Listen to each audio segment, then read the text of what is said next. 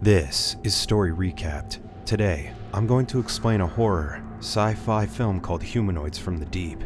Spoilers ahead. Watch out and take care. In the fishing town of Noyo, California, Jim Hill and his brother Tommy go to the dock to find out that it's a good day to catch salmon. As they chat with the other fisherman, Johnny Eagle arrives in a small boat. When Jim asks Johnny if he's going out fishing, Johnny points out that he won't catch enough fish to pay for his gas. Then, Johnny expresses his concern that the fish would disappear from the sea in 2 years if they let the company called Canco build a salmon cannery in the town. Hank Slattery argues that the cannery will bring progress to the town. Before heading out to the sea, Hank warns Johnny that he won't allow him to stand in the way of progress.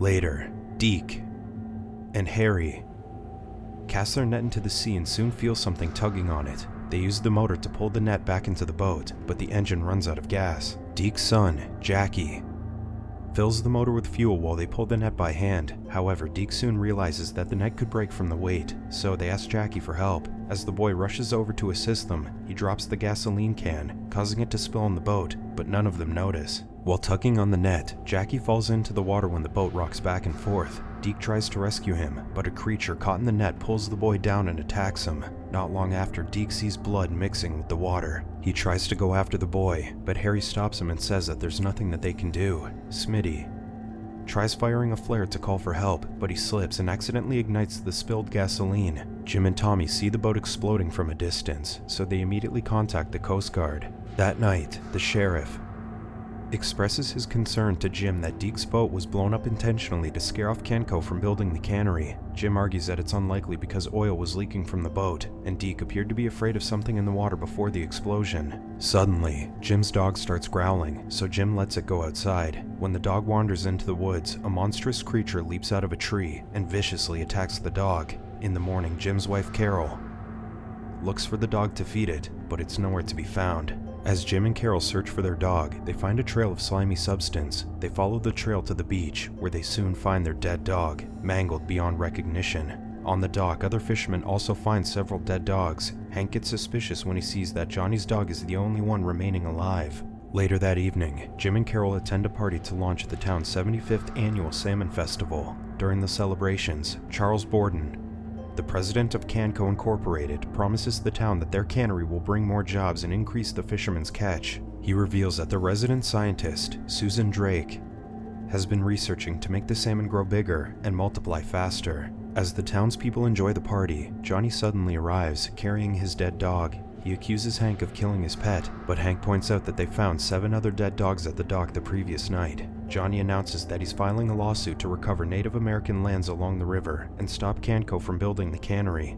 Hank points out that Johnny isn't invited to the party, so he asks his friends to throw Johnny out. Hank and his friends start beating up Johnny outside. Johnny manages to fight back, but more of Hank's friends arrive to restrain him. Soon, Jim and Tommy come to Johnny's aid. The trio manages to get the upper hand against Hank and his goons, but the sheriff breaks up the brawl by firing warning shots into the air. The following day, Hank sneaks his way into Johnny's property in the woods and overhears his plans to sue the county for violating the Fishing Rights Treaty of Native Americans. Then, Jim and Tommy take Susan and her colleagues on a fishing trip. Meanwhile, Tommy's girlfriend, Linda, enjoys a relaxing day at the beach with her friends, Jerry and Peggy.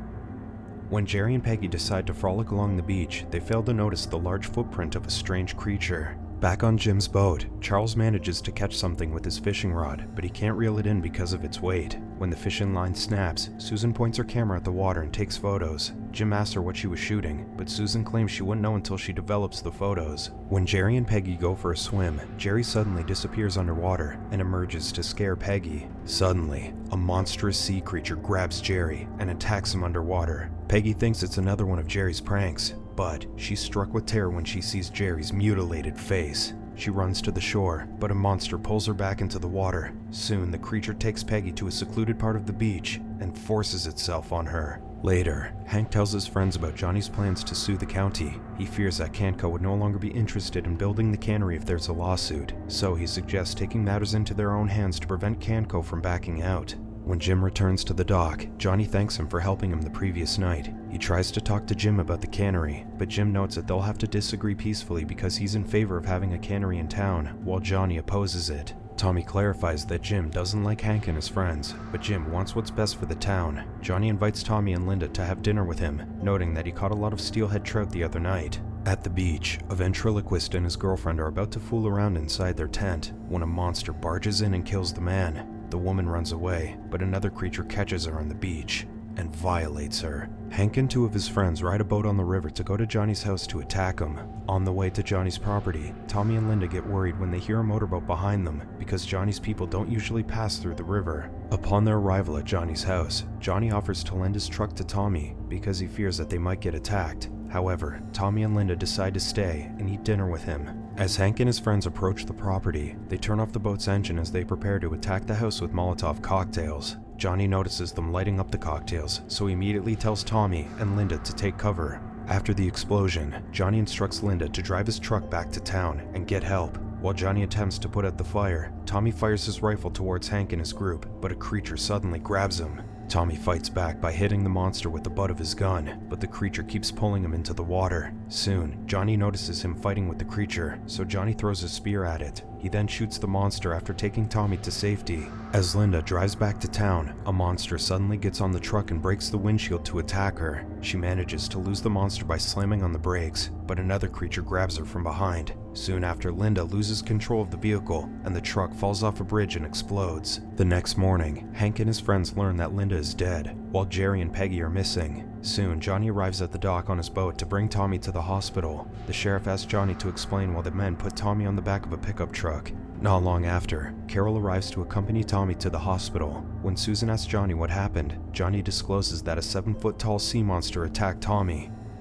Later, Johnny takes Jim and Susan back to his property to find evidence of the sea creature. As Susan snaps some photos, Jim realizes that she knows something about the monsters. Susan notes that the monsters' attack pattern suggests that they're nocturnal, so they won't see them during the day unless their territory is threatened. She warns them that the creatures might move to the ocean if they don't find enough food in the river. The trio then heads to the sea, hoping to catch one of the monsters. When they fail to catch a creature, they return to the shore where they encounter one of the humanoid monsters outside a cave. Johnny and Jim shoot the monster multiple times with their rifles, while Susan takes photos. 3 more sea monsters emerge to attack them, but Jim manages to shoot them all down. Afterward, the trio finds Peggy's body covered in seaweed. After checking her vitals, they learn that she's still alive. Another humanoid appears, so Johnny kills the creature with a spear gun. As Susan examines a monster's corpse in her lab, she surmises that the creatures are in the process of becoming amphibious because they appear to be gaining the ability to breathe on land. She notes that they have large brains, but they still can't make full use of them. Susan's colleague instructs her to keep quiet about the sea monsters because Canco wants to review the evidence. Susan, however, berates him because the company has been ignoring her warnings about the creature for years. She intends to reveal what she knows about the creatures to the townspeople because she believes that they have a right to know the truth. Susan takes Johnny and Jim to the conference room to show them a film about the company's genetic experiments on fish and amphibians. The scientists were able to make frogs grow faster by injecting them with DNA -5, so they repeated their experiments on salmon. Susan then reveals that thousands of salmon treated with the experimental genes escaped from their traps during a tidal wave. She tried to notify the authorities, but Canco stopped her. Susan believes that the other fish fed on the experimental salmon and evolved rapidly into the humanoid creatures they encountered. When Johnny asks why the creatures are attacking people, Susan surmises that the monsters became intelligent enough to see humans as competitors for their food sources. She then explains that the creatures are also attacking the women to mate with female humans so they can continue evolving. Jim suddenly realizes that the big salmon festival is being held near the docks, so they immediately head there to warn the people. To convince Hank and his group, Jim and Johnny show them a decapitated head of the monster. Soon, the humanoid creatures burst out from below the docks and start attacking the people. The monsters kill all the men while attempting to get their hands on every woman they see. Jim and Susan decide to pour gasoline into the bait to set it on fire later when the monsters are in the water. Meanwhile, Carol hears about the attack from the radio, while a monster is killing the DJ. When Carol hears her baby crying, she closes all the curtains and locks the doors for fear that the creatures might break into the house. Back at the dock, a boy manages to kill one of the creatures by lighting it up with the tiki torch. He then begs Hank to help him rescue his sister, who's desperately hanging on to the dock. When Hank arrives, a monster tries to reach the girl, but Johnny shoots it dead. Susan soon fires a flare into the water to ignite the gasoline. Hank manages to reunite the girl with her brother, but a humanoid grabs his foot as he tries to avoid falling into the water. Despite his feud with Hank, Johnny shoots the monster to save him. When Johnny offers to help Hank get on the platform, he hesitantly takes his hand. The monsters in the water start burning to death, but those on land continue to attack people. A humanoid grabs Susan as she ties the boat to the dock, but Johnny shoots the monster. Jim rushes home when he finds out that his friend took Carol back to the house after spending time with Tommy at the hospital.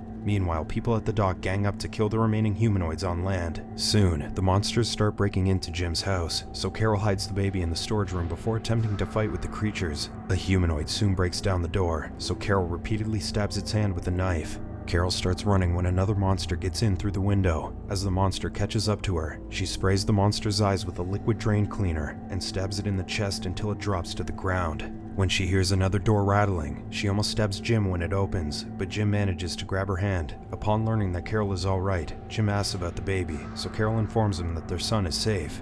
At dawn, Jim and Carol go to the dock to see the damage wrought by the attack. When Jim asks the disoriented sheriff what happened to Susan, the sheriff notifies him that she is safe in her lab. Carol tells Jim to go home and let the sheriff deal with the mess at the dock.